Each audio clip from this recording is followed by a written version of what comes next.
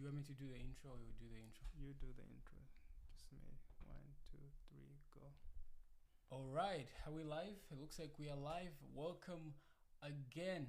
Not really again. Welcome for the first time to Prevent and Reverse Canada's Top Diseases. Can you guys hear me? Is my voice okay? Can you hear me, Jack? Mm-hmm. And I'm here with Jack, as you can see on the screen. He is a health coach from Wimmer University, and he's going to be sharing the secrets to overcoming these diseases. So we'll be going through these diseases one by one. I don't have a health background. He does. So I'm here for you. I'll be asking him questions. When he says things that don't make sense, I'll be asking, what do you mean here exactly? But the goal is so that we can all learn to be healthier and actually become healthier, because as he said, your health is your wealth. And so without much further ado, I introduce to you Jack. Jack, what are we doing tonight? Tonight we'll be talking about health. We're going to begin basically from zero. Okay. The idea is to go on a journey without rushing, to understand really like, what can I do? And I also understand that when we talk about health, we are on different levels. Right. Some of us have things going on. Let's say I do exercise every day, but I'm just simply struggling with my diet.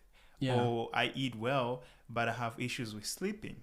Or let's say I sleep well, but I have issues with stress management. So why can it not be so easy? So it's because we tend to master one skill, and the rest we just say, you know what, as long as I'm good on this. But that's not what we tend to do. I'm just simply saying that we always are good at one thing than the other. And because of that, we find it easy to master this thing that we are good at, and we find it very hard to master this other thing that we are not good at. So the aim is to talk about principles that optimize health, and then tomorrow we'll go into details, expanding this from 7 to 8 principles that we will be using and looking at that help identify and talk about different diseases and what we can do to prevent.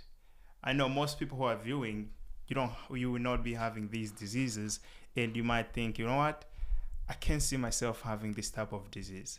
But if you don't have a plan to prevent that type of disease to come in your life, there is high chances that this disease is more likely gonna visit you. So the aim really is just to make it work, help you. Right. So I think we can jump right into it and start the presentation for tonight.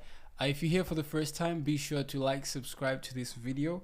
We'll be sharing these videos every night, and then we also have a WhatsApp group that you can join. The website is www.nihanirahohealth.com. So take it away, Jack.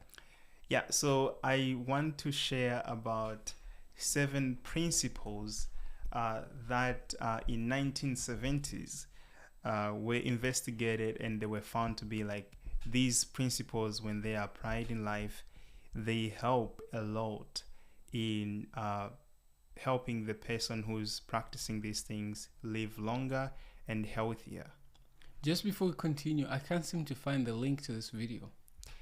You can get the link to this video if you... I can't find it on the YouTube. But it shows that we're live.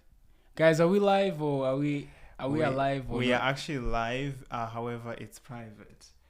I did forget to make it public. People should see. Right, let's make it public now. Just a minute. That way we can share with people, and you can share with your family and friends. Right. So. Oh, just right above, actually. Just right above.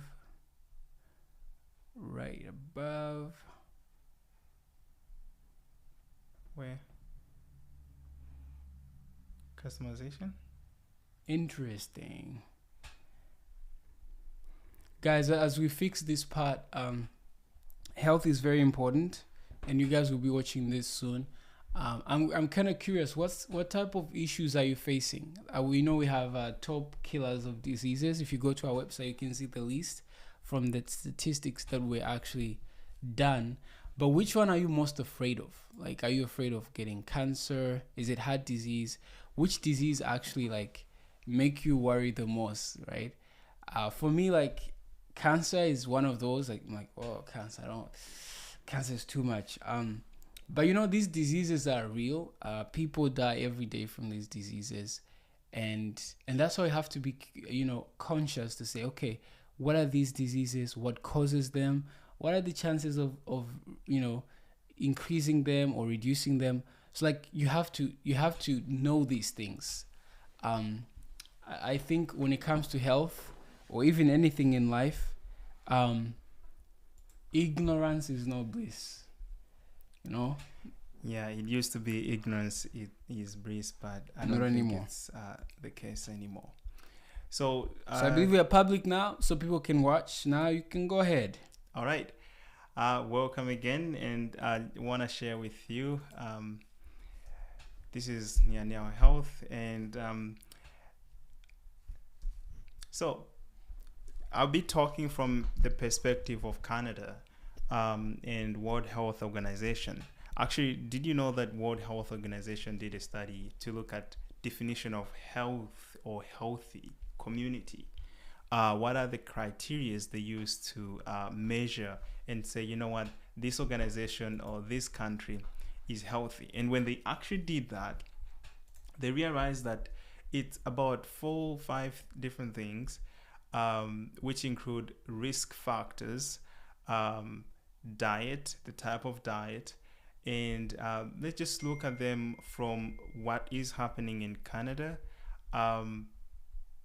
So we do have risk behaviors. So risk behaviors do take a big portion when it comes to health. Things like smoking, drinking, and how they eventually affect health. And also work that you do without having exercise, you are just seated, that tends to lead to obesity and some unhealthy eating. So there's so many things, as we can see here, that are connected to unhealthy lifestyle that bring about different type of conditions that bring about diseases. So my aim today is to share about this study that took place in 1970. But before I do that, when we look at the data at the causes of the disease, what causes most death is usually poor diet as the highest. And the second to that is the use of tobacco. That's coming from the study that happened in 2010. And even if you look in these days, it's still the same thing. And then there comes high blood pressure, then body mass index that has to do with obesity, physical inactivity follows, as you can see there. So my aim really today is to talk about how diet and change in lifestyle can help you achieve better life and healthy lifestyle. So as we can see, among all the lists going backwards, these lists, the biggest portion has to do with what we eat. The reason why most people die, they die as a result of this. So here's the following study that I want to share with you.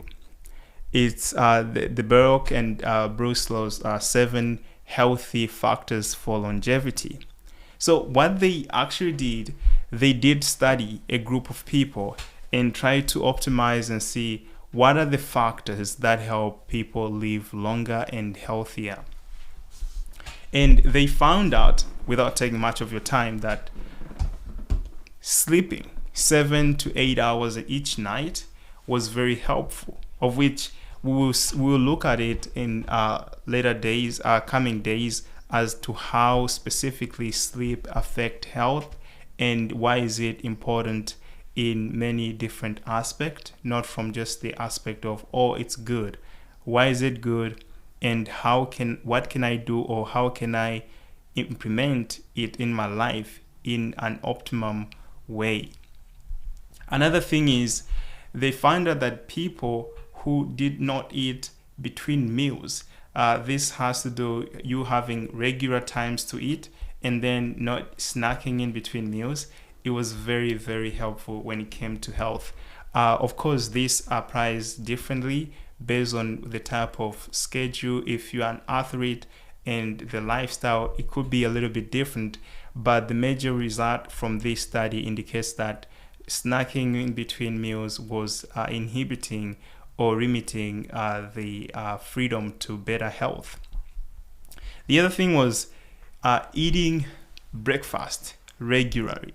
So these principles are kind of simple, and I know most of us already know, like, you know what, I already know that I should be eating breakfast regularly. Then what are you trying to say? I'm simply sharing these as facts, as things that have been studied, as to be helpful. The other thing following to that was maintaining proper weight, making sure you're not obese, and making sure that you're not losing weight at rapid pace. So regular exercise is a thing, and moderation or no use of alcohol, no smoking. So these 7 factors, I called it principles, are very crucial to optimizing your health. This is the funny part of it, is that when you look at it, how does these, let's say if I start doing these things today, after 1 year, what will change in my life? So here are the following things that are most likely to change in your life as a result of you following these principles. Just give you a quick snippet of how that happens. So this chart is based on the 7 things I've shared with you. Now, if let's say you do 0 to 2 of these things, let's say you sleep 7 to 8 hours and you eat regular breakfast, look at what it does. So the first column shows your age, and then what you do and how much it adds on your age. So if you only do 2 of the 7, if let's say your age is 20, you're gonna have to add 14.3 to your age. But let's say you are doing all the 7. If your age is 20, you're gonna have to subtract about 9.4 from your age. So you see how it changes. Someone could look younger physically because of the way they choose to implement these principles in their lives. So sorry to interrupt. So in that case, how old am I? How do I know my biological age? Just a question for you. How many of those 7 principles have you been implementing in your life? Can you show them again for a moment? Just a minute. I'll show them again. So here are the 7 principles. Just look at them.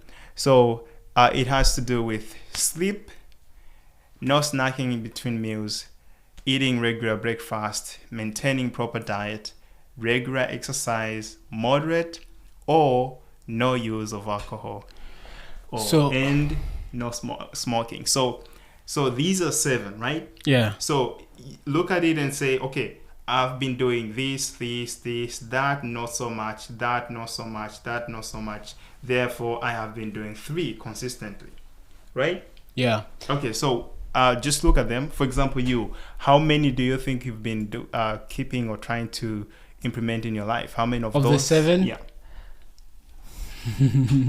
Maybe number 3.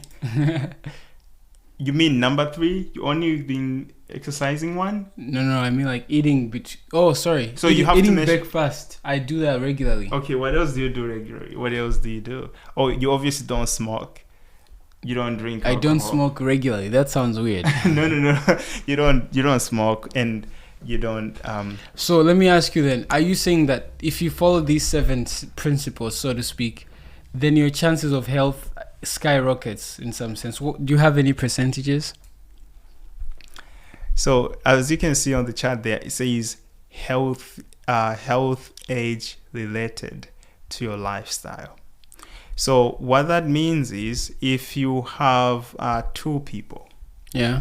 one who doesn't follow any of those and you follow all of them, you're gonna be more flexible, active, and healthier. What are the measurements? Like how many more years, or how strong? So these are they're trying to say about years in calculation, because the way they do that, they look at people who've been living this type of lifestyle and then see how long it took them to like die as compared to the people who didn't do any of that. So the life expectancy increases, but not only on that aspect, the aspect of you being flexible and happier and living a healthy lifestyle, it adds on your outlook of life and just even the appearance. Wow. Okay. Interesting. Well, I think we can move on. I was just curious about that part. Right. So these are the following things that I want to share with you, just expounding on the factors that I already mentioned. One of them is losing weight. There's been studies that indicate that it's easier to lose weight when you are eating meals, a good breakfast in the morning, and then you are eating your lunch and supper, as opposed to you eating several times per day. So basically, that is something I want to point out. It's easy to lose weight when you have a regular schedule of when you eat, and also that helps with the aspect of diabetes. Speaking of diabetes, before I go, we have a Diabetes Andan course that's free. It's online, and if you visit Nihaniao Health, you'll be able to actually get access, free access. You have 3 documents there. One of the documents have instruction on how you can sign up for the course, and once you sign up, you'll be able to see exactly what you have to do, and the course is self-explanatory and it's very helpful. It's going to be going through the principles which I'll explain tomorrow, which has to do with nutrition, as we talked about, exercise, sunshine, air, trust in divine power, rest, and so much more. So that's the thing. Anyway, I was talking about losing weight. It's very important to have a consistent... Just before you go, so this Diabetes Andan program, how much does it cost usually? Usually this Diabetes Andan program, it costs about $100. But they're getting it for free. You're getting it for free because it's an amazing chance that we have had a partnership with one of the organization, with the government, in a way that we can offer this course for free. And the advantages you get is that I do not assume that everyone has diabetes, but here's the thing. Everyone knows someone who may have or who has had diabetes. Yeah, here's the thing. Out of every 3 people you see in United States and Canada, one of them is diabetic. And there's 2 types of diabetes. There's type 1 and type 2. And type 1 is the one you are born with, or once you have it, it really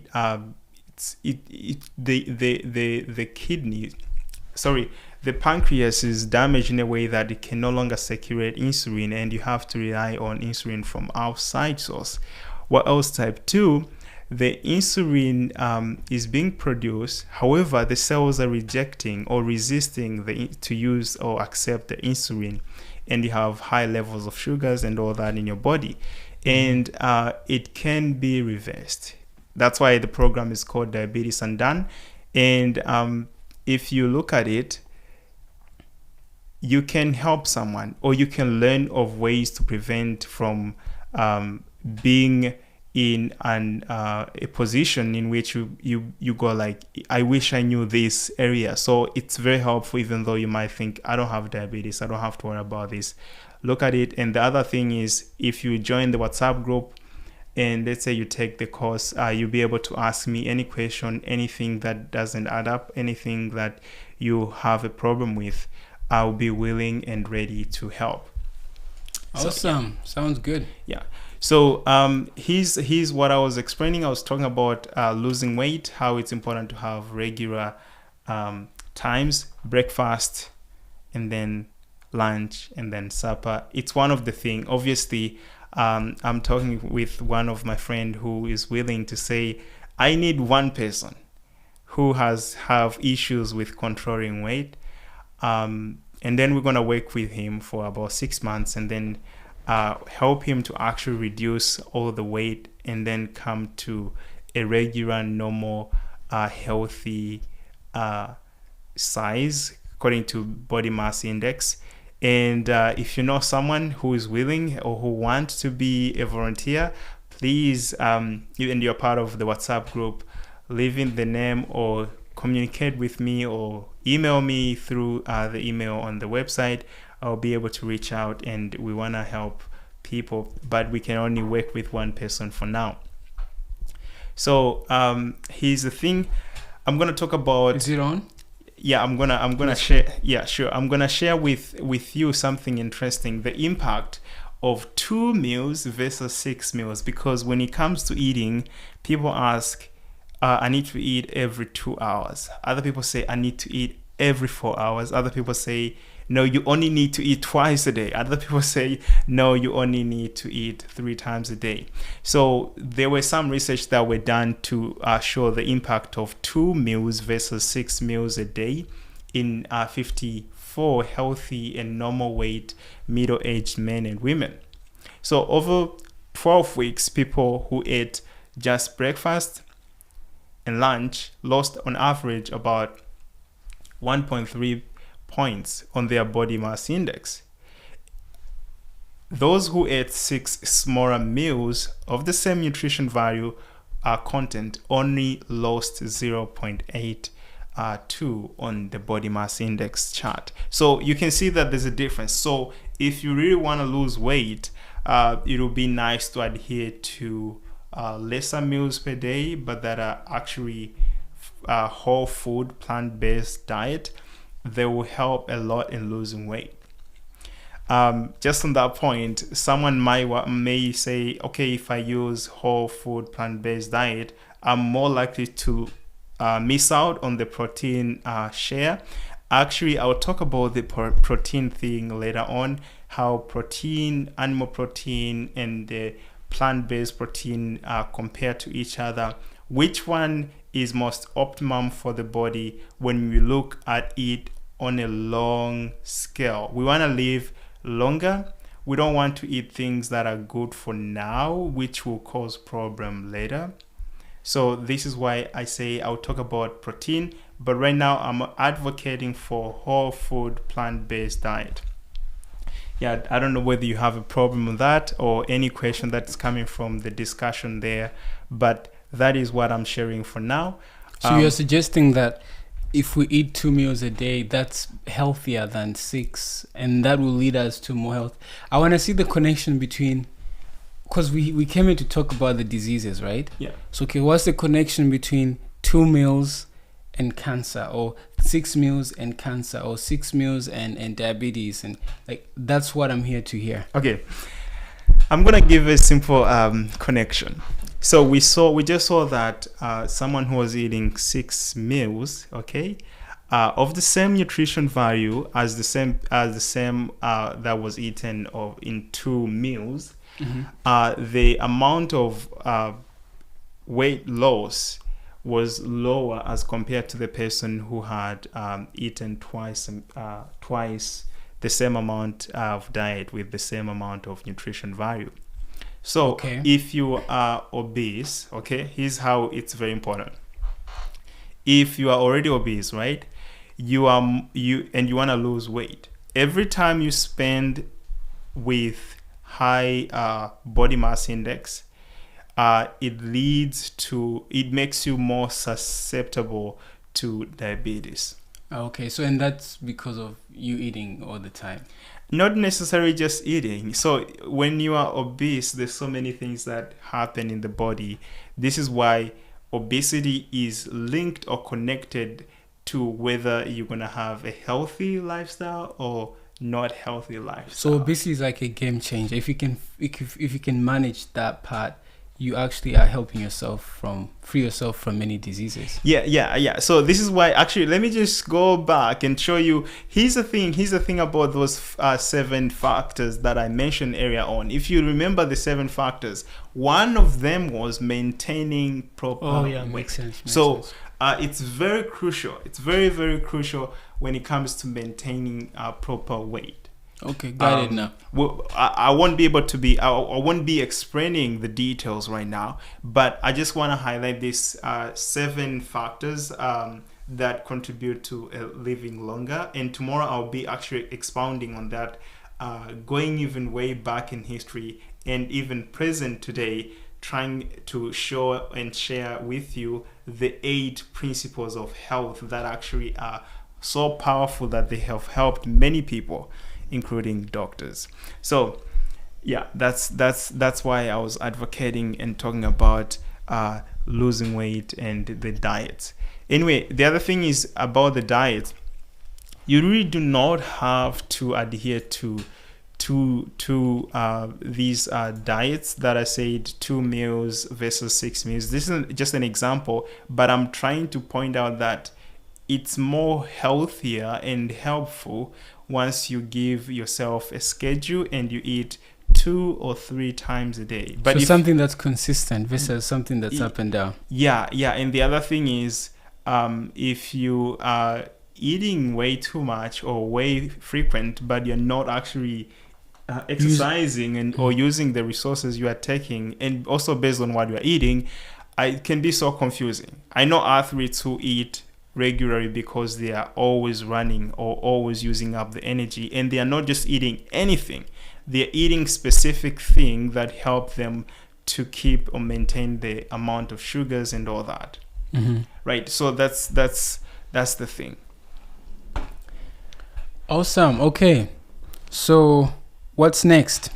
All right, so what's next? I wanna share a little bit more on the other factors, some factors that help when it comes to living a healthy and longer life. Let me just finish off with the whole thing of food and diet, because in as much as we take it for granted, we want to look at the advantages and disadvantages and all that would happen.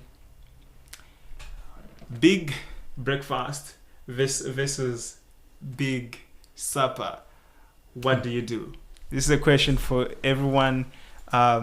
You, James, what do you do, or what do you think is good? Put in your opinion. What do you think is more healthier? I think supper, because you have long time to digest it. The thing is, supper it's a problem because you're actually eating it in 2 or 3 hours. You're gonna sleep, so you're actually not digesting it. Or you don't have, so you can't digest while sleeping? Well, you can, but to some level you can't when you look at it. Okay, can you explain how that works? So sleep, it's when the body shuts down, right?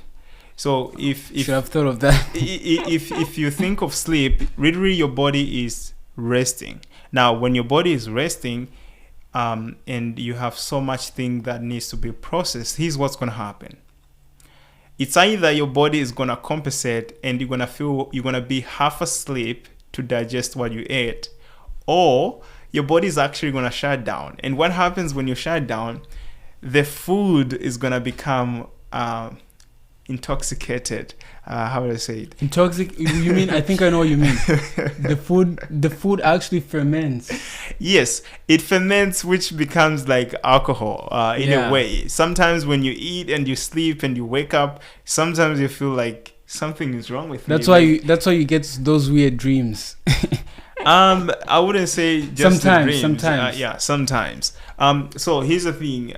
There's advantages associated with eating a big breakfast as opposed to a big supper. I'll talk about supper just now, but the ability to keep your weight off is so if you're trying to reduce weight, you have to eat big breakfast, a healthy, good breakfast, not just anything big. If you eat unhealthy big things in the morning, you're still gonna have unhealthy lifestyle. So these are some of the advantages of eating a good breakfast. Having said that, the act of big supper is not good because you're not giving yourself enough time to actually rest. Why do you need this rest? So once you eat, there's this process, it's called ketosis. If you've heard of keto diet, you might know that. So ketosis is a process whereby actually your body uses some of the fats, some of the unnecessary things that have been stored up for energy. But for that to be used up, you gotta first finish all the glucose or sugars that are available, and then it's gonna get to that level. So once you are on a journey to lose weight, what you want to do is you want to eat healthy diet in the morning and lunch nicely, and then supper a little bit, and give yourself enough time whereby the digestion is fully complete before you go to bed. So when you go to bed and you wake up, you actually were fasting, and that's why it's called a breakfast. So it's very important to do it in this manner. There's so much explanation, but I know most of us, we actually don't want the explanation. We want to find a way, how can I implement these things in my life? Diseases. Yeah, very soon I'll be talking about effective habits and mindset when it comes to life and health, because I notice it's not just about the principles of health that actually help you achieve. It's your mindset towards these things and how long you are willing to go to achieve this. What value do you give it? Yeah. Right. So one more thing that I intend to share is the advantages or disadvantages of some other things. But let's stay on the positive side. I'm going to talk about the advantages of eating breakfast, because I have kind of advocated for breakfast and all that. So here's some of few advantages of eating a breakfast. So what you get is you get more efficient problem solving ability when it comes to thinking. Hold on. Can you explain how is that connected to breakfast? Right. So imagine your body as a machine. Okay. And okay, let me explain this. Let's do this. Let's do this. So, what does your brain use? Uses glucose and oxygen. Okay, mainly. Where does glucose come from? From food. Where does oxygen come from? From breathing. Okay, so you already have oxygen throughout. Basically, every second you're taking in oxygen, right? Right. Okay, but when you're going to sleep, you wake up. If you actually did not eat during the night, when you wake up, you'll be hungry. That's why it's called breakfast, because you're just breaking the fast. You'll be hungry, right? Okay. Now, if it's a car or another system, there's a warming up time. So you are actually warming up your body, and then you eat a breakfast. Okay. And once you eat the breakfast, it's gonna now generate this energy to all the vital organs in your body. So it sets the tone for the whole day. Yes. Now, because you have enough vital energy, if it comes to problem solving, you have enough energy to process the problem that you have. Okay, so because now the brain has enough resources to process. Okay, I see the connection. Okay, so that's basically the thing.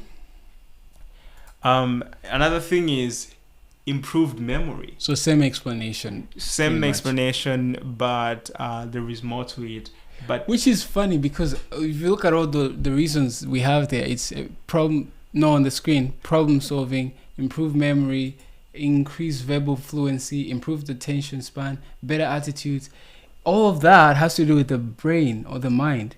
So what you're saying is pretty much is the connection between the breakfast and the brain. Yeah. And how eating breakfast boosts your brain, which obviously boosts your whole attitude in life and performance. Interesting. Yeah. So I find it very, very interesting also on my side. scholastic scores when it comes to where you do at school and all that. Now, so some other thing is that mortality rates are connected or related to these factors. Let's just look at some of funny things. There's 7 factors, right? There are 7 factors, but we're just going to look at 3 of them. Okay. So here's a diagram indicating or showing these things. Okay, so mortality risk related to sleep, exercise, and smoking. And then we're going to look at how it affects men and how it affects women. As you can see there, mortality risk ratio, and then it shows here men who sleep less, greater than or equal to, basically about the 7 hours we talked about. It's about 1.7. However, men who are smokers, you see how it's higher now, the ratio of mortality rate because of the smoking. It's way higher. And also low physical activity. So it's in as much as we have this world that's becoming digitized, everything you can do at home, you need to exercise, go to the gym. Low physical activity does affect, but in all these 3, but is going to the gym the only way to do it? I actually advocate for the aspect of being able to make the habit easily accessible, that you can always remember about it and easy to do. Okay, let me explain. Like walking. Let me explain. If you find it easy and to go to the gym, you have friends that are always going to the gym and they encourage you to go to the gym, it means it will be easy for you to develop a habit of going to the gym and exercising, and then it's going to later on become part of your lifestyle. However, if you find yourself not wanting to leave your place, you might want to find something you can do that yes, for example, for me, when I'm busy, I just do it for fun, but I know I need it. I just go down and do push-ups. How many per day? It depends. Sometimes I do 20, sometimes I do 50. Depends how I'm feeling, but I want to keep this aspect in mind. If I didn't go to the gym and I didn't work so much at work, I need to do something to make my body do some physical exercise. Now, speaking of exercise, the type of strenuous exercise you need is not the same type of strenuous exercise someone else needs. There are different levels. So if someone who is 80, the type of exercise they would do, it's not necessarily the same as you do. So it depends on age, but also biological age, I'm assuming. Yeah, it depends with your capability. Let's say capability, because there's someone who's 80 who can do more physical exercise than you do. No, I doubt that. No, seriously. No, let's talk about on the women's side. If you look at it, women here, those who are sleeping good hours, you see how it's less or lower. So because of how complex and many other systems, it did not affect women so much as compared to men when it comes to sleeping. It's less lower, and then smokers also are lower. But what affected this demographic on ladies the most was lower physical activity. So you see, it's not the same on different levels. So women were highly affected by lower physical activity as opposed to men. Again, this was a 9-year follow-up study for individuals between the age 30 and 69. So we're just looking at different factors. It's kind of like it's everywhere right now, but I want to introduce you to the aspect of health, factors that can influence your health for better, for worse. And then tomorrow we'll be discussing what is disease, why disease, and what can we do to prevent from having this disease. And if we have this disease, what can we do to reduce the aggressiveness of this disease on our life, eventually slow its rapid growth. Yeah. So another thing is the exercise. If you look at it, it's like person A, he's unfit, and the mortality rate is so high. And then versus the person who is fit, the mortality rate is so low. Now, if you look at it, someone who is unfit, who decide, you know what, I want to start exercising, you see how low it becomes? Mm-hmm. So exercise, not just exercise, but you want to do something that keeps you fit, physically fit. And that's how important it is. Obviously, there's so much studies to end this. I'll be talking. I want to share with you a little bit of how social environment affect our health. Okay. Maybe you're gonna teach me more about relationship very soon. But here it shows. Here it shows that social networks versus mortality. So men and women. So men who are not married tend to die more as opposed to women. So men are affected so much when it comes to the idea of being unmarried. Let me not go so much in that. But just read the now I know study. what you're talking about. Let's just look at this study. When it comes to marriage, men are affected versus women, but women are still affected. And people who have few friends, this is funny. Let's see. It's not funny, it's interesting. Look at this. So they're saying people with few friends or relatives, especially on the side of men, the mortality rate risk was low as compared to mortality rate risk of women. So can almost double. Look. So you're saying women with fewer friends have a higher mortality risk ratio than men, Yes. meaning women are wired for connection. That's what it is. I'm not making conclusion. No, I'm just simply saying what making. The study is showing there. But it's also funny because. But then why is it different for marriage? Okay. It looks like men are the ones who suffer most without marriage. And then if you look at non-group members. Okay, here's the thing. Can I share something about marriage? Yeah. So they're looking science. This is how they do their study. At least it's like you could be married and you have connection, you have friends, you have family, right? Oh, okay. So if a lady is not married, but he has connection, friends, family, relatives around, it's okay. It's not It's not affecting that much. Yeah, makes sense. Versus to a man who may have all these things, but have not no married. friends, or be married and have no friends. If for a man, if he's married but no friends, he's okay. See, but he's not. He's dying. Yeah, he's dying. But I'm just saying, in comparison, we're just comparing. Oh, right. Of course. It's okay-ish or better than women, right? True. Now, when you look at communities versus, like, you know how it's important to be in communities who are mostly affected and how it does affect. So basically, all these factors actually affect all the genders. But I'm just trying to highlight the differences. But these differences, considering the introduction of social media, could be a little bit changing, but there's some level of truth in it.